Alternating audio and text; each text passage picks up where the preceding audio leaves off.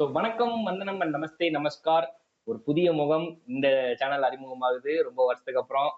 But அதே மாதிரி அங்கிட்டு வந்து தெரிஞ்ச முகம், பழகிய முகம் நம்ம பக்கத்து வீட்டு பையன் மாதிரி தான். நம்ம கீகா ப்ரோ இருக்கிறாரு.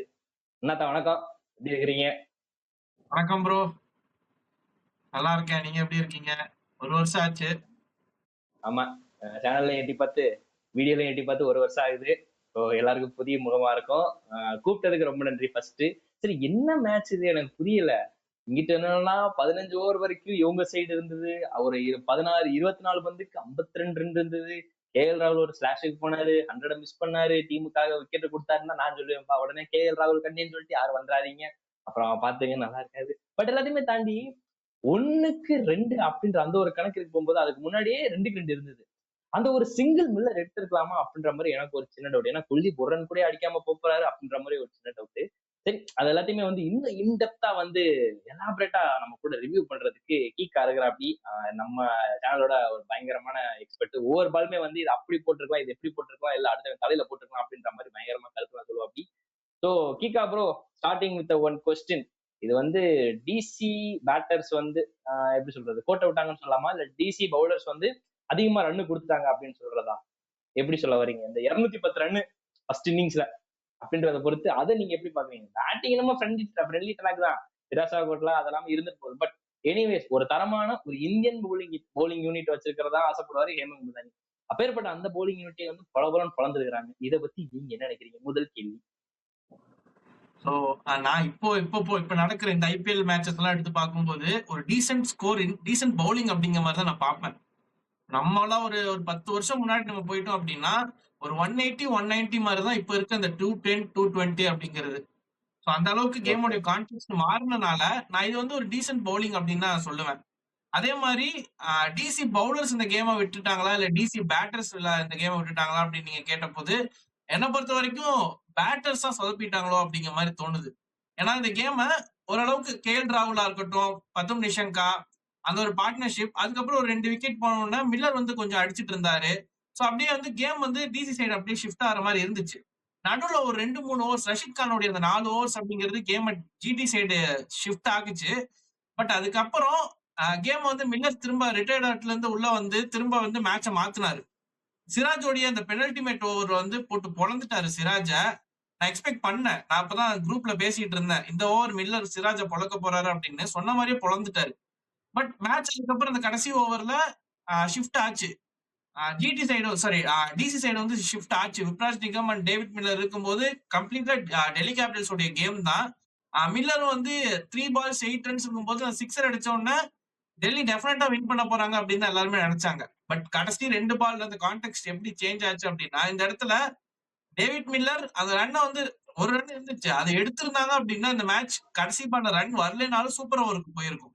பட் அவர் வந்து குல்தீப் யாதவ ட்ரஸ்ட் பண்ணல. கடைசி பால்ல கடைசி ஆக்சுவலா அப்ப ட்ரஸ்ட் பண்ணல, கடைசி பாலுக்கு ட்ரஸ்ட் பண்ணாரு. ஆனா அந்த அந்த நம்பிக்கையை வந்து குல்தீப் யாதவ் காப்பாத்தினாரா இல்லையான்னு கேட்டீங்கன்னா கண்டிப்பா காப்பாத்தல. ஏன்னா ஒரு எப்படி சொல்றது, குல்தீப் யாதவ் முன்னாடி ரெடியா இருக்கணும். நீங்க ஃபர்ஸ்ட் இன்னிங்ஸ்ல பாத்துட்டீங்க அப்படின்னா கடைசி கடைசி ஓவர்ல தான் கிளென் பிலிப்ஸ் நான் ஸ்ட்ரைக் ரன்ல நின்று இருப்பாரு. அவர் வந்து இந்த ரன்னிங் பொசிஷன்ல நின்றுட்டு ரன் ஓடுறதுக்கு வேண்டி ரன்னிங் பொசிஷன்ல நின்று இருப்பாரு. அத்லெட் மாதிரி 100 மீட்டர் ரேஸ் ஓடுற மாதிரி நின்று இருப்பாரு. சிங்கிள் கம்ப்ளீட் ஆக மாட்டாங்கன்னு நினைக்கிறேன். அந்த பால் ரன் எடுக்க மாட்டாங்கன்னு நினைக்கிறேன். போயிட்டு திரும்ப வருவாரு. பட் இதே மாதிரி குல்தீப் யாதவ் ரன்னுக்கு ரெடியா இருந்திருக்கணும் லாஸ்ட் பால். பட் கம்ப்ளீட்டா அந்த எப்படி சொல்றது, லாஸ்ட் 2 பால்ல மேட்சோட கான்டெக்ஸ்டே அப்படியே மாத்திட்டாங்க. கிரெடிட்ஸ் வந்து பிரசித் கிருஷ்ணாக்கு நம்ம கொடுத்தே ஆகணும். சூப்பரான ஸ்லோவர் பால்ஸ் 2 போட்டாரு. அந்த சிங்கிள் போயிருச்சு அப்படின்னா மேட்ச் மேபி சூப்பர் ஓவருக்கு போயிருக்கலாம். இல்ல கடைசி ஒரு குல்தீப் ஏதோ ஒரு சிங்கிள் எங்கேயாவது தட்டி மேபி அந்த சைடு இப்போ இதே மாதிரி பால் மிஸ் ஆகி டேவிட் மில்லர் ஸ்ட்ரைக் ரெண்டுக்கு போற மாதிரி இருந்துச்சுன்னா அவரு கொஞ்சம் ஃபாஸ்டா ஓடி அந்த மேட்சை வின் பண்ணி கூட கொடுத்துருக்கலாம். பட் கம்ப்ளீட்டா வந்து என்ன பாத்தீங்கன்னா டாக்டிக்கல் மிஸ்டேக். டேவிட் மில்லர் மாதிரியான ஒரு எக்ஸ்பீரியன்ஸ் பிளேயர்கிட்ட இருந்து இந்த மாதிரியான மிஸ்டேக்ஸ் யாருமே எக்ஸ்பெக்ட் பண்ணியிருக்க மாட்டாங்க. ஸோ டெல்லி கேபிட்டல்ஸ் தன்னுடைய ஹேட்ரிக் வின் அதுக்கு ரொம்ப க்ளோஸா வந்தாங்க. இப்பவும் இந்த மேட்ச்மே சூப்பரான பெர்ஃபார்மன்ஸ் தான். அன்பார்ச்சுனேட்லி மிஸ் ஆயிருச்சு. குஜராத் டைட்டன்ஸுக்கு முதல் வின் எங்கேயாச்சும் கிடைக்குமான்னு தேடிட்டு இருந்தாங்க. ஸோ அவங்களுக்கு ஒரு பக்காவான வின். இந்த மேட்ச் வந்து ஒரு கான்பிடன்ட் கொடுக்கும் கோயிங் த்ரூ த அடுத்த மேட்சஸ் எல்லாம் அப்படியே போகும்போது. ஓகே, எனக்கு இது ஒரு பக்கம் இருந்தாலும் மில்லர் சைடு நான் அடுத்து வரேன். ஓப்பனிங் பார்ட்னர்ஷிப் எப்படி சொல்ல மாதிரி டிசி சேஸ்ல வந்து பத்தும் நிசாங்கா அவரை அண்டர் ரேட்டடாவே ஆக்கிட்டாங்க. 2023 உலகக்கோப்பையில இருந்து அவர்கிட்ட இருந்து ஒரு மிகப்பெரிய டிராஸ்டிக்கான சேஞ்ச். கிட்டத்தட்ட அங்க எனக்கு தெரிஞ்சு முதல் 100 அடிச்சாருன்னு நினைக்கிறேன், இஃப் ஐம் நாட் ராங்.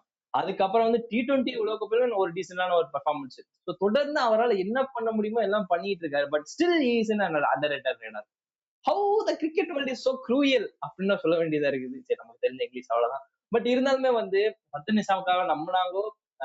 நம்ம டிசி எப்படியோ வச்சு எடுத்தாங்க. அதுவும் ஹேமந்த் மதானி வேலையா தான் இருக்கு, வேற ஒண்ணும் கிடையாது. அதுல நல்லாவே ஃபிங்கர்ஸ் கிராஸ்ட். அதுல வந்து 100க்கு 200% நம்பிக்கையோட இருக்கிறேன். பட் ஸ்டில் அவர்கிட்ட இருக்கிற பொட்டன்சியல் வந்து ஐபிஎல் வந்து இன்னும் பெருசா யாரும் யூஸ் பண்ணலையோ அப்படின்ற மாதிரிதான் வந்து எனக்கு தோணுது. ஸ்டில் இங்கிட்ட ஒரு சைடு கேஎல் ராகுல் வந்து அக்ரெசிவா ஆடி இருந்தாலும் 10 நிசாங்கா தேவையான இடத்துல அடிச்சு கொடுத்தாரு. அந்த ஒரு 60 ரன்ஸ் பிளஸ் அந்த ஓப்பனிங் பார்ட்னர்ஷிப்பா இருக்கட்டும். பட் அதே மாதிரி அதை கன்வெர்ட் பண்ணி போயிருந்தா இன்னும் சூப்பரா இருந்திருக்கும். பட் இந்த சேஸ வந்து தட்டப்பட்டலாம் ஆரம்பிச்ச 10 நிசாங்கா அவனை பத்தி ஒரு 2 வார்த்தை நல்லா மணக்க மணக்க சொல்லுங்க. நீங்க சொன்ன மாதிரி நீங்க சொன்ன மாதிரி வேர்ல்ட் கிரிக்கெட்ல இப்போதைக்கு அண்டர் ரேட்டட் பிளேயரா நான் பாக்குறேன். எனக்கு என்னுடைய ரொம்ப ஃபேவரட்டான ஒரு பிளேயரு, ஒரு ஸ்ரீலங்கன் பிளேயரா இருந்த ஒரு காரணத்தினால அவருக்கோட ஐபிஎல் கான்ட்ராக்ட் வந்து ரொம்ப லேட்டா கிடைச்சிருக்கோம் அப்படிங்கிற மாதிரி நான் பாக்குறேன். நீங்க மத்த பிளேயர்ஸ் எல்லாம் ஆஸ்திரேலியா நியூசிலாந்து பிளேயர்ஸ் எல்லாம் நீங்க பாத்துட்டீங்க அப்படின்னா ஒரு பிக் பேஷ் சீசன்ல பெர்ஃபார்ம் பண்ணிட்டு அடுத்த சீசன் ஐபிஎல் கான்ட்ராக்ட். கூப்பர் கான்லிக்கு அப்படிதான் கிடைச்சது. அதே மாதிரி ஏகப்பட்ட New Zealand players, west Indies, south African players எல்லாத்துக்குமே வந்து இப்ப பாத்துட்டீங்கன்னா காபின் பாஷ் எல்லாம் போன சீசன் மும்பை இந்தியன்ஸுக்கு, மும்பை கேப் டவுனுக்கு ஆடினாரு. எம்ஏ கேப் டவுனுக்கு இன்ஜுரி ரீப்ளேஸ்மெண்டா உள்ள வந்தாரு. இப்போ வந்து சவுத் ஆப்பிரிக்கன் டீம்லயே ஒரு பெரிய இடத்த பிடிச்சாரு. சோ அந்த மாதிரி மத்த டீம்ஸ் எல்லாம் நீங்க பாத்துட்டீங்கன்னா அந்த சேனா நேஷன்ஸ், இந்த பெரிய பெரிய டீம்ஸுக்கு எல்லாம் பிளேயர்ஸுக்கு ஈஸியா சான்ஸ் கிடைக்குது. பட் பத்தும் நிஷங்கா மாதிரியான ஒரு டேலண்ட்டுக்கு வந்து ஐபிஎல்ல வந்து அன்பார்ச்சுனேட்லி ரொம்ப லேட்டா கிடைச்சிருக்கு. நான் வந்து ஒவ்வொரு ஆக்ஷன்ல ஒரு பேரு போடும்போது ஏதாவது ஒரு டீம் அவரை பிக் பண்ணணும் அப்படின்னு நான் எக்ஸ்பெக்ட் பண்ணிட்டே இருப்பேன். பட் இந்த வருஷம் பெர்ஃபெக்டா டெல்லி கேபிட்டல்ஸ் அவரை தூக்கிட்டு வந்திருக்காங்க. ஓப்பனிங்குமே பென் டக்கெட் எல்லாம் இல்ல அப்படிங்கும் போது ஓகே, ஸ்ட்ரைட்டாவே அவங்க பிளேயிங் லெவல்ல எடுத்துட்டு வருவாங்க அப்படின்னு தான் என்னோட எக்ஸ்பெக்டேஷன்ஸ். சோ நீங்க வந்து பத்தும் நிஷங்காக்கு பால் அன்னைக்கிட்டே அவருடையதான் இருந்துச்சுன்னா அவர் கம்ப்ளீட்டா கேமை பினிஷ் பண்ணி கொடுத்துட்டே போவார். ஒரு ஓப்பனரா வந்தாரு அப்படின்னா இப்ப ஸ்ரீலங்காக்கெல்லாம் பாத்துட்டீங்கன்னா தனியால் அவர் அடிக்கிறது மட்டும் தனியா தெரியும். அந்த ஆஸ்திரேலியன் இன்னிங்ஸ் இந்த T20 வேர்ல்ட் கப்ல சரியான சேஸ், அதுல அவர் மட்டும்தான் அடிச்ச மாதிரியே இருந்துச்சு. சரியான இன்னிங்ஸ். அவர் வந்து போன மேட்சே ஒரு நல்ல ஒரு ஷேப்ல தெரிஞ்சாரு மும்பை இந்தியன்ஸ்க்கு அகேன்ஸ்டா. அன்பார்ச்சுனேட்டா பினிஷ் பண்ணி தர முடியல. இன்னைக்குமே அவர் அவுட் ஆகாம இருந்திருந்தாரு அப்படின்னா இந்த கேம் வந்து மில்லருக்கு எல்லாம் போயிருக்காது, அவரே முடிச்சு கொடுத்துட்டு போயிருப்பாரு அப்படிங்கிற மாதிரிதான் இருந்திருக்கும்.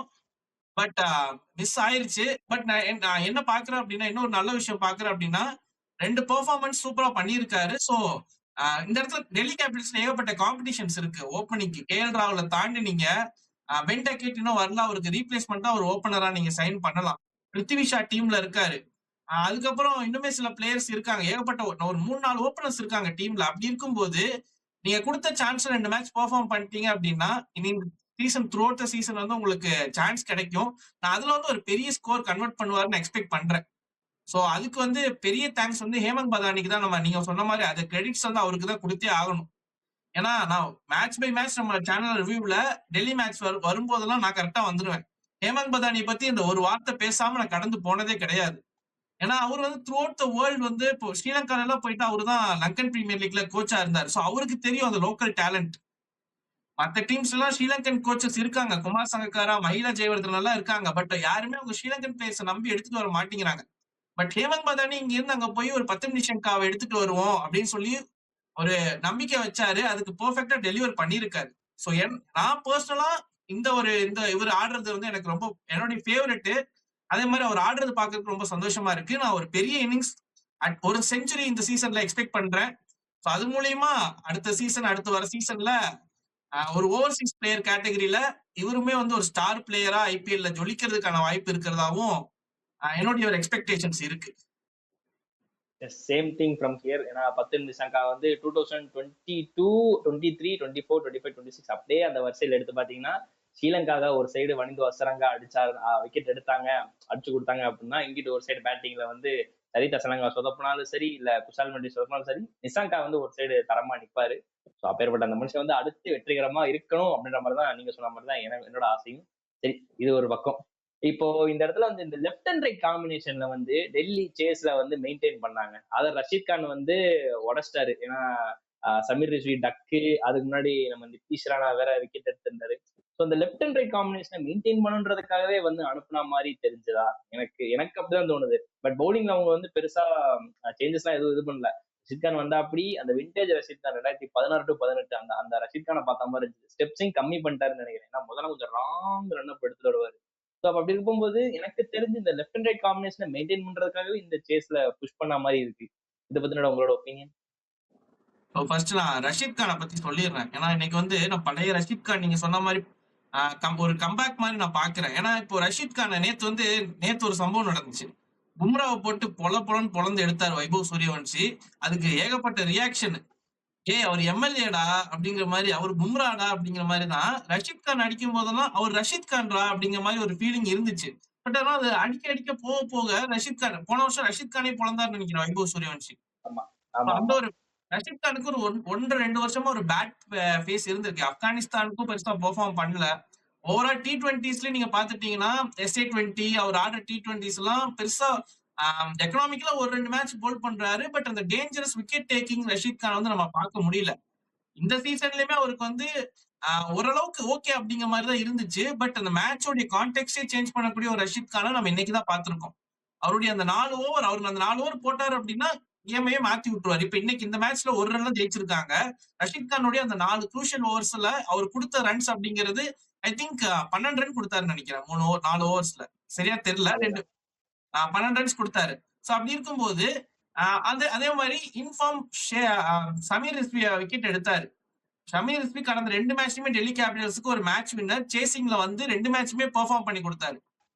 மும்பை இந்தியன்ஸ்க்கு எகென்ஸ்டான மேட்ச்லயும் சரி, அதுக்கு முன்னாடி எல்எஸ்டிக்கு எகென்ஸ்டான மேட்ச்லயும் சரி, டீம் ஸ்ட்ரகிளா இருக்கும்போது வந்து மேட்சை பினிஷ் பண்ணி கொடுத்து 2 மேன் ஆஃப் தி மேட்ச் வாங்கின ஒரு இன்ஃபார்ம் சமீர் ரிஸ்வியை முதல் பாலே எடுக்கிறாரு அப்படின்னா அப்போ வந்து ஃபார்முக்கு திரும்ப ரஷீத் கான் வந்துட்டாரு அப்படிங்கிற மாதிரி தான் சொல்லணும். சோ அதே மாதிரி கரெக்டா பெர்ஃபெக்ட் லைன் அண்ட் லென்த் நீங்க சொன்ன மாதிரி அந்த ரன் அப்ப வந்து கம்மி பண்ணிருக்காரு. ஏன்னா அந்த பழைய ரன் அப்ஸ்ல வந்து பெரிய அளவுக்கு ஃபர்ஸ்ட் இருந்த மாதிரி சக்சீட் கிடைக்கல அப்படிங்கும் போது சோ அதை வந்து நிறைய சேஞ்ச் பண்ணிருக்காரு. சோ இந்த ரஷீத் கான் இனி வர மேட்சஸ் இன்னும் கொஞ்சம் டேஞ்சரஸா இருப்பாரு அப்படிங்கிற மாதிரி சொல்லலாம். ஓகே, ரொம்ப சந்தோஷம். அண்ட் அதே மாதிரி அதுக்கு முன்னாடி ஒரு கேள்வி கேட்டிருந்தேன், அந்த லெஃப்ட் அண்ட் ரைட் காம்பினேஷன் அப்படியே அதை பத்தின ஒப்பீனியன் சொல்லிருங்க. ரொம்ப நீடட் அந்த இடத்துல. ஏன்னா புஷ் பண்ணி போட்ட மாதிரி இருக்குது எனக்கு பாக்குறதுக்கு. இந்த எப்படி சொல்றது, வெண்பொங்கல்ல வேணும்னே வந்து எக்ஸ்ட்ராவா கடுகு 4-5 போடுவோம்ல, அது மாதிரி இருந்தது எனக்கு பாக்குறதுக்கு. உங்களோட கருத்து? இல்ல நான் அது வந்து ஆக்சுவலா காம்பினேஷனே அவங்களுக்கு அப்படிதான் நினைக்கிறேன். ஏன்னா போன மேட்ச்ல எல்லாம் இதே காம்பினேஷன்ல தான் விளாண்டாங்க. ஸோ அப்படி இருக்கும்போது அந்த லெஃப்ட் அண்ட் ரைட் காம்பினேஷன் அவங்க சேஞ்ச் பண்ண மாதிரி தெரியல. மேபி ஹேமந்த் பதானி வந்து கொஞ்சம் யோசிச்சிருக்கலாம். நான் வந்து அப்படிதான் திங்க் பண்றேன். ஏன்னா அவங்க டீம்ல வந்து left and right equal perspective equal ரேஷியோல அவங்க வச்சிருந்தாங்கன்னு நினைக்கிறேன். அக்ஷர் பட்டேல், இந்த சைடு டேவிட் மில்லர். ஸோ இந்த இடத்துல எல்லாம் பார்க்கும்போது உங்களுக்கு வந்து equal amount of right and left combination இருந்திருக்கு. ஸோ அதனால அவங்க அந்த மிக்ஸ்அப் கரெக்டா சிச்சுவேஷனுக்கு வந்த மாதிரி தான் அவங்க அணுகுனாங்க அப்படிங்கிற மாதிரி எனக்கு தோணுது. லெஃப்ட் அண்ட் ரைட் காம்பினேஷன் இல்லாம இப்போ போன மேட்ச் எல்லாம் பாத்துட்டீங்கன்னா, போன மேட்ச்ல லக்னோ சூப்பர் ஜெயின்ஸ்க்கு எகென்ஸ்டான மேட்ச் நீங்க பார்க்கும்போது டேவிட் மில்லருக்கு முன்னாடி ட்ரிஸ்டன் ஸ்டப்ஸ் உள்ள வருவார். ஹேமந்த் பதானி வந்து மில்லர் நிறுத்தி வச்சுட்டு ஸ்டப்ஸ் நீங்க போங்க அப்படின்னு சொல்லி அனுப்பிடுவாங்க. அந்த மாதிரி அவர் வந்து ஹேமந்த் பதானி வந்து கொஞ்சம் எப்படி சொல்றது, இந்த மிடில் ஆர்டர்ஸ்ல யாரு முன்னாடி போகணும் பின்னாடி போகணுங்கிறது அவர் அப்ப அந்த டைம் மேட்சோட சிச்சுவேஷனை பேஸ் பண்ணி தான் அவர் முடிவெடுக்கிறாரு அப்படிங்கிற மாதிரி தோணுது. சோ அது வந்து கொஞ்சம் பிரில்லியண்டா பண்ணிட்டு இருந்தாரு போன மேட்ச்லயும் சரி, அதுக்கு முன்னத்த மேட்ச்லயும் சரி. இன்னைக்கும் அந்த ஒரு பேசிஸ்ல தான் வந்திருப்பாங்க அப்படிங்கிற மாதிரி தோணுது. சோ ஓவரா அந்த லெஃப்ட் ரைட் காம்பினேஷன் அதை போட்டு ஒரு குழப்பிக்கிற மாதிரியான ஒரு கோச்சா எனக்கு தெரியல ஹேமந்த் பதானியை பார்க்கும்போது. ஓகே ஃபைன், கிளியரன்ஸ் கிடைச்சது. Anyways it's okay. பட் ஏன்னா அந்த இடத்துல வந்து எனக்கு தோணுது என்னன்னா, சரி ஓகே இதுக்கு முன்னாடி வந்து பாத்தீங்கன்னா அக்ஷர் இது பண்றாரு. ஏன்னா அக்ஷர் வந்து பார்த்து ஆடுறவர் தான், இல்லைன்னா சொல்ல. பட் விப்ராஜ் நிகம் வந்து கடைசியா வந்து அழைச்சு போன வருஷம் அதுக்கு முந்தின வருஷமும் சரி ஒரு குரூஷியலான டைம்ல வந்து லோவர் ஆர்டர்ல இறங்கி ஆடி நம்ம அவ்வளவா பார்த்தது கிடையாது. அவர் மேக்ஸிமம் வந்து அந்த மில்லருக்கு அடுத்த பொசிஷன்ல இருந்தாலும் அக்ஷர் அது கீழே ஆடுவாரு. ஒரு சில நேரம் விக்கெட் மேல போனாதான் அக்ஷர் மேல ஆடி நம்ம பார்த்துருக்கிறோம் அதிகமா. ஸோ அப்பேற்பட்ட ஸ்டேஜ்ல எனக்கு அப்படி தாட் தோணுச்சு. பட் எனிவேஸ் உங்களோட வியூமே வந்து இந்த மாதிரி இருந்திருக்கலாம் அப்படின்ற மாதிரி சொன்னீங்க, அது நல்லா இருந்துச்சு. சரி, டிசியை பத்தி இங்க ஒரு சைடு இருக்கணும். நான் கடைசியா வரேன். KL ராகுல் அவர் செஞ்சது இப்ப அடிச்சுக்கிட்டு இருப்பாங்க சோசியல் மீடியால. அவர் எப்படா செல்ஃப் இன்னிங்ஸ் ஆட போச்சு அப்படி இப்படின்னு. என்ன ஆடுறாரு, ஸ்ட்ரைக் ரேட் இல்ல அது இல்ல ப்ரோ. நான் ப்ரோ 92 அடிச்சிருக்கிறாரு 50க்கும் பாதி பால் ஆடிட்டு இதுல ஸ்ட்ரைக் ரேட் இல்ல அது இல்லன்னு சொன்னா எங்க ப்ரோ வாட் ப்ரோ சொல்லுங்க ப்ரோ. உடனே கேஎல் ராகுல் கண்டி வந்துட்டான் அப்படின்லாம் சொல்லக்கூடாது. நான் கேஎல் ராகுல் ஃபேன் தான். கேஎல் ராகுலுக்காக நட்டுக்காக தான் டிசியே சப்போர்ட் பண்றேன். பட் எனிவேஸ் எப்ப கேஎல் இன்னிங்ஸ் அடிச்சாலும் ஒரு சைடு வந்து சப்போர்ட் எல்லாம் பண்ணாலும் கேஎல் ராகுல் தான் காரணம். கேஎல் ராகுல் தான் காரணம். என்ன எல்லாருமே என்ன ஆண்டவர் உன்னை காப்பாத்துவார் அப்படின்ற மாதிரி எல்லாரும் சொல்ற மாதிரி தான் இருக்கா? அதெல்லாம் கிடையாது. நீங்க இப்ப கிளியரன்ஸ் கொடுக்குறீங்க, கொடுங்க. ஓகே, பாத்துட்டீங்கன்னா கேஎல் ராகுலுக்கு ஒரு அன்பார்ச்சுனேட் என்னன்னா அவர் எப்பப்பெல்லாம் அடிக்கிறாரோ அந்த மேட்ச் எல்லாம் தோத்துருது. அதனாலயே மேட்ச் தோத்தா பழிய தூக்கி போட்டுறாங்க. ஒரு பெரிய ஸ்கோர் வந்து ஒரு 92 அடிக்கிறாரு அப்படிங்கும் போது இன்னைக்கு மேட்ச்ல அவர் தான் ஹையஸ்ட் ஸ்கோர். பட் இன்னைக்கு மேட்ச் தோத்துருச்சு அப்படிங்கும் போது தோத்ததுக்கு இவர் கொஞ்சம் ஸ்லோவா ஆடிட்டாரு, இதுதான் காரணம் அப்படிங்கிற மாதிரி அதை பத்தி பேசுறாங்க. அவர் 92 அடிக்கலைன்னா அந்த மேட்சே அவ்வளவு தூரம் போயிருக்காது அப்படிங்கிறது நிறைய பேருக்கு தெரியல. இப்போ போன 2 மேட்சுமே ஒரு சொதப்பல் தான். ஃபர்ஸ்ட் மேட்ச் ஃபர்ஸ்ட் பாலே டக் அவுட் ஆனாரு எல்எஸ்டிக்கு அகேன்ஸ்டா. அடுத்த மேட்ச் மும்பை இந்தியன்ஸ்க்கு அகேன்ஸ்டா ஒரு லூஸ் பால்ல கீப்பர் கேட்ச் தீபக் சகர் பால்ல அவுட் ஆவாரு. 2 மேட்சுமே அவர் பெர்ஃபார்ம் பண்ணல. பட் அந்த மேட்ச்ல டார்கெட் கம்மி தான், டிசி வந்து அழகா சேஸ் பண்ணிட்டாங்க. பட் இந்த மேட்ச்ல கான்டெக்ஸ்டே வேற. 200+ டார்கெட் கேஎல் ராகுல் அந்த இடத்துல நிக்கல அப்படின்னா இந்த டீம் கொஞ்சம் ஸ்ட்ரகிள் ஆயிருக்கும். மிடில் ஓவர்ஸ்ல ஒரு ரஷீத் கான் எல்லாம் கொஞ்சம் தள்ளிட்டு போயிட்டாரு. மத்த பேட்டர்ஸ் எல்லாம் அங்க ஸ்ட்ரகிள் ஆயிட்டு இருந்தாங்க ரஷீத் கான் டேக் ஆன் பண்றதுக்கு, ஸ்லோவர் பால்ஸ் டேக் ஆன் பண்றதுக்கு. பட் இவர் அடிச்சு கொஞ்சம் கொஞ்சமா அந்த எப்படி சொல்றது அந்த பிரஷர் அவர் மேல போட்டுக்கிட்டு அப்படியே டீம் எடுத்துட்டு போயிட்டாரு. ஓகே பாத்துப்போம், ஒரு 12 ஓவர் அப்படின்னு வரும்போது பினிஷர்ஸ் இருக்காங்க டீம்ல, Axar Patel, Vipraj Nigam, David Miller, Stubbs இவங்க எல்லாம் இருக்காங்க. அப்படிங்கும் போது நம்ம வந்து கேம் எடுத்துட்டு போவோம் அப்படிங்கிற மாதிரி எடுத்துட்டு போனாரு. நான் இன்னைக்குமே வந்து அவருடைய இன்னிங்ஸ் வந்து நான் ஸ்லோவா இருந்துச்சு அப்படின்னா சொல்லவே மாட்டேன். பெர்ஃபெக்டா எடுத்துட்டு போனாரு, பிளான் பண்ணி ஆடினாரு. பட் அன்பார்ச்சுனேட்லி அதுக்கு முன்னாடி அவுட் ஆயிட்டாரு. சோ அதுதான் ஒரே ஒரு சின்ன விஷயம், பினிஷ் பண்ணி கொடுத்துருக்கலாம். அவர் நின்று இருந்தாரு அப்படின்னா இந்த கேம் வந்து லாஸ்ட் ஓவர்ல பினிஷ் ஆயிருக்கும், ஒரு 2-3 பால் முன்னாடியே பினிஷ் ஆயிருக்கும். பட் அது அன்பார்ச்சுனேட்டா ஆகல. அப்படிங்கும் போது கண்டிப்பா சோசியல் மீடியால பழி அவர் மேலதான் விழுகும். பட் ஒன்னும் பண்ண முடியாது. கிச்சானாலே இழிச்சவன் என்னன்னு அப்படின்ற கணக்குலதான் இருக்கு எனக்கு தோணுது. சரி, ஒரு பக்கம் அது இருந்துட்டோம். ஓகே, டிசியை பத்தி இவ்வளவு ஃபுல்லா பேசினதுக்கு அப்புறம் ஜிடிஏ பத்தி ஒரு 2-3 வார்த்தைகள். எனக்கு தெரிஞ்சு ஜிடி வந்து நீங்க பேட்டிங் தாறுமாறு சூப்பரா பண்ணிட்டாங்க. Specially super duper innings from washi. ஒரு சைடு வந்து கிளென் பிலிப்ஸை வந்து மேல ஆட வைக்காம அதுல அந்த இடத்துல வந்து வாஷியை மேல அனுப்பி ஒரு ஆங்கரிங்லாம் இல்ல, நீ ஆடுறா ராஜா அப்படின்னு சொல்லிட்டு மனுஷனை வந்து 50 அடிச்சு கொடுத்தா அப்படி ஜிடிக்கு வந்து அழகா ஒரு 209 210 சூப்பரா போஸ்ட் பண்ணாரு. பட் அதுக்கு முன்னாடி அந்த ஜாஸ் பட்லர், கில்லு, அப்புறம் நம்ம சாய் சாய் சாய் சாய் சாய் இருக்க பயமேன்ற மாதிரி சாய் சாய் சாய் சாய்ன்னு சொல்லி வச்சிட்டாங்க. சோ இந்த ட்ரையோவை பத்தி நீங்க என்ன சொல்ல விரும்புறீங்க? அழகா ட்ரையோ இல்ல, அது ஆக்சுவலா போன சீசன் வரைக்கும் தான் அது ட்ரையோ. இப்ப வந்து வாஷியோட சேர்ந்து அந்த இது வந்து 4 பேரா மாறிட்டாங்க அப்படின்னு தான் சொல்லணும். ஏன்னா இந்த 4 பேர் தான் இப்ப ஜிடி அதேதான். இப்ப வந்து போன சீசன்ல முடிஞ்ச ஒண்ணு, இந்த சீசன் ஸ்டார்ட் ஆகிறதுக்கு முன்னாடி போன சீசன்ல அந்த டாப் 3 மட்டுமே அடிச்சிட்டு இருந்தாங்க. இப்போ யாரு வந்து நம்பர் 4ல மிடில் ஆர்டர் வந்து யாரு காப்பாத்த போறாங்க ஜிடிஏ? இந்த டாப் 3 வந்து ஃபார்ம்ல இல்ல. கில்லு வந்து ஃபார்ம்ல இல்லாம இருந்தாரு. சாய் சுதர்ஷனுக்கு ஒரு இதுதான் இருந்தாரு. அவருமே டெஸ்ட் எல்லாம் பெருசா ஆடல. அப்படிங்கும் போது பட்லரும் பெருசா ஃபார்ம்ல இல்ல இந்த வேர்ல்ட் கப்ல எல்லாம். அப்படிங்கும் போது ஜிடி படுத்துரும் அப்படிங்கிற மாதிரி தான் சொன்னாங்க. மிடில் ஆர்டர்ஸ் வந்து ஒழுங்கா ஆடல அப்படின்னா டாப் ஆர்டர் இந்த டைம் பெர்ஃபார்ம் பண்ண மாட்டாங்க அப்படிங்கிற மாதிரி சொன்னாங்க. பட் இந்த 4 பேர் இப்போ வந்து இந்த 3 பேர்லாம் எல்லாருமே இப்போ ஃபார்முக்கு வந்துட்டாங்க. சாய் சுதர்ஷன் போன மேட்ச் கடந்த 2 மேட்ச் அடிச்சாரு. இன்னைக்கு வந்து கில் அடிச்சிட்டாரு. பட்லர் பேட்ல இருந்து ரன்ஸ் வந்துருச்சு. கூட எக்ஸ்ட்ராவா வாஷி நானும் இருக்கா அப்படிங்கிற மாதிரி காட்டிட்டாரு. இன்னைக்கு வந்து ஒரு ஷாக்கிங்கான ஒரு ஸ்டாட் என்ன அப்படின்னா, வாஷி வந்து 10 வருஷமா ஐபிஎல் ஆடுறாரு. 2016ல இருந்து ஐபிஎல் ஆடுறாரு. ஆர்பிஎஸ் காலத்துல இருந்து ஐபிஎல் ஆடுறாரு. தன்னுடைய முதல் ஹாஃப் செஞ்சுரியை இன்னைக்கு தான் பதிவு பண்ணியிருக்காரு 10 வருஷத்துல. எனக்கெல்லாம் அது கேட்கும் போது எப்படி இருக்கு அப்படின்னா, அவர் வந்து ஒரு பேட்டரா நான் டிஎன்பிஎல்ல நான் வந்து ஒரு ஹையா ரேட் பண்ணக்கூடிய ஒரு பேட்டர். நான் வந்து ஒரு ஆஃப் ஸ்பின்னரா மட்டும் நான் பார்க்க மாட்டேன், ஒரு ஹை பேட்டிங் ஸ்கில் இருக்கக்கூடிய ஒரு பிளேயரா நான் பார்ப்பேன். பட் நீங்க எந்த டீம்ல போனாலும் செஞ்சுரி அடிப்பாரு. ஆக்சுவலா அதான் அவரை வந்து நான் இந்தியன் டீம்லயும் சரி இல்ல மத்த ஐபிஎல் டீம்ஸ்க்கு ஆடும்போது நான் வந்து அவர் நம்பர் 7லயும் நம்பர் 8லயும் ஆடுவாங்க. சில டைம் என்ன பண்ணுவாங்க அப்படின்னா, அந்த ஆஃப் ஸ்பின்னருக்கு அன்பார்ச்சுனேட்டான ஒரு விஷயம் என்னன்னா, கிச்சனால இழிச்சவாயா அப்படிங்கிற மாதிரி ஆஃப் ஸ்பின்னர் டீம்ல பேலன்ஸ் இல்லையா, ஆஃப் ஸ்பின்னர் தூக்கு அப்படிங்கறது தான் ஃபர்ஸ்ட் சாய்ஸா இருக்கும். ஃபர்ஸ்ட் சாய்ஸ் ஆஃப் ஸ்பின்னர் தூக்கு அப்படிங்கிறது. வாஷிங்டன் சுந்தரா ஒரு ஆஃப் ஸ்பின்னரா மட்டும்தான் இத்தனை வருஷம் எல்லா ஐபிஎல் டீம்ஸ் யூஸ் பண்ணிட்டு இருக்காங்க. ஆஃப் ஸ்பின்னர் நம்பர் 7 நம்பர் 8 வந்து ஆடக்கூடிய ஒரு பேட்டர். சன்ரைசர்ஸ் ஹைதராபாத்ல இருக்கும்போதே நான் என்ன சொல்லிட்டு இருக்கேன் அப்படின்னா, நம்பர் 4 ஆர் நம்பர் 5 ஆட வைங்க. நம்பர் 4 கேண்டிடேட் அவரு. அதோட அவரை வந்து பெர்ஃபெக்ட்டா சான்ஸ் கொடுத்ததுன்னு பாத்துட்டீங்கன்னா கௌதம் கம்பீர் தான் நான் சொல்லுவேன். நம்பர் 4 கேண்டிடேட்டா ஒரு கௌதம் கம்பீர் அவரை புஷ் பண்ணலாம் அப்படிங்கிற ஒரு ஐடியா வந்து பெர்ஃபெக்ட்டான ஒரு ஐடியா. ஜிடிலயுமே போன வருஷம் நீங்க பாத்துட்டீங்க அப்படின்னா பெருசா சான்ஸ் தரவே இல்லை. ஒரு 2 மேட்ச் ஆடினாரு. அதுலயும் ஒரு 40 என்னமோ அடிப்பாருன்னு நினைக்கிறேன் அந்த நம்பர் 4ல. மேக்ஸிமம் ஷெஃபன் ருதர்ஃபோர்ட் தான் ஆடிட்டு இருந்தாரு. அவர் இல்லாத டைம்ல இவர் நம்பர் 4ல ஆடிட்டு இருந்தாரு. இந்த டைம் வேற யாருமே இல்ல அப்படிங்கறதால வாஷி அந்த இடத்துல புஷ் பண்ணிருக்காங்க. இந்த 10 வருஷத்துல வாஷி ஆன இந்த 10 வருஷத்துல கன்சிஸ்டன்டா அவருக்கு சான்ஸ் கொடுத்திருந்தாங்க அப்படின்னா ஒரு டீமோடைய ஒரு கோர் பிளேயரா இருந்திருப்பாரு. ஒரு ஸ்டார் பிளேயரா ஒரு டீமோடைய ஒரு அங்கமாவே ஒரு டீமோடைய ஒரு ஃபேஸாவே இருந்திருப்பாரு. பட் 10 வருஷமா அவரை வந்து பல டீம்களுக்கு மாத்தி நம்பர் 7 நம்பர் 8 டவுன் த ஆர்டர்ல ஆட வச்சு சரியா சான்ஸ் தராம அவருடைய எப்படி சொல்றது அவருடைய ஐபிஎல் கரியரே அங்க எங்கன்னு மாத்தி மாத்தி போயிட்டு இருந்திருக்கு. சோ இன்னைக்கு குஜராத் டைட்டன்ஸ்ல இனிமேலாவது இந்த நம்பர் 4 தொடர்ந்து சான்ஸ் தருவாங்க அப்படின்னு எக்ஸ்பெக்ட் பண்றேன். நீங்க வந்து ஒரு ஆஃப் ஸ்பின்னரா மட்டும் அவரை யூஸ் பண்ணக்கூடாது. Is a perfect allrounder. ஒரு லெஃப்ட் ஹேண்ட் சூப்பரா ஆடுவார். இன்னைக்கு பாத்துட்டீங்க அப்படின்னா ஸ்லோவர் பால்ஸ் எல்லாம் அவ்வளவு பெர்ஃபெக்ட்டா பிக் பண்ணி ஆடினாரு. மேக்ஸிமம் ஷார்ட்ஸ் பாத்தீங்கன்னா ஸ்ட்ரெயிட்டா ஆடினாரு. லாங் ஆன்லயும் மிட் விக்கெட்லயும் தான் மேக்ஸிமம் நம்பர் ஆஃப் ஷாட்ஸ் வந்துச்சு. அந்த ஸ்லோ பவுன்சர்ஸ்ல வந்து சூப்பரா ஆடி இருந்தாரு.